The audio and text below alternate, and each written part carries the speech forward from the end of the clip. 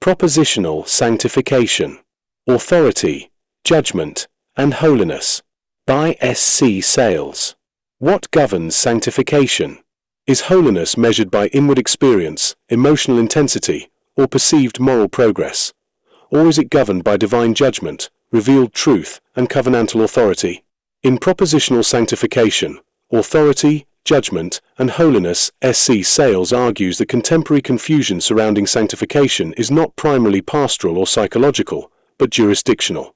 The problem is not that Christians deny sanctification, but that they increasingly misgovern it, relocating authority from Scripture to experience, from divine verdict to self-assessment, and from revealed truth to therapeutic or moral intuition.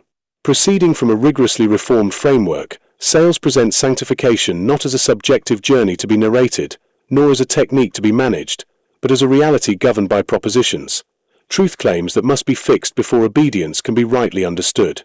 Holiness, he contends, advances not where experience is intensified, but where false judgments are exposed and replaced by submission to what God has spoken. The work is structured around 12 governing propositions that together form a doctrinal architecture of sanctification. These propositions are not stages of growth or thematic reflections. They are jurisdiction-setting claims that secure the doctrine against moralism, legalism, antinomianism, experimentalism, and psychological reduction.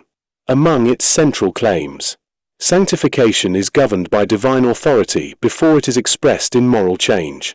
Union with Christ, not aspiration toward holiness, is the source of sanctification. Sanctification is monergistic in power, though exercised in real obedience. The neutic effects of sin persist in the regenerate, requiring ongoing judgment by Scripture.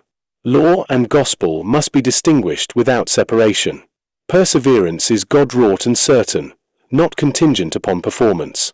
Sanctification proceeds through the ordinary means of grace, within the Church, under providence, toward final glorification.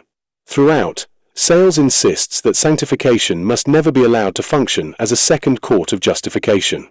Obedience is real, demanding, and necessary, but it never issues the verdict. Assurance rests where Scripture places it. Sanctification is easily moralized, psychologized, or sentimentalized. A propositional structure prevents silent redefinitions and forces every claim to answer the question of authority. What court governs this doctrine? Who has the right to name holiness?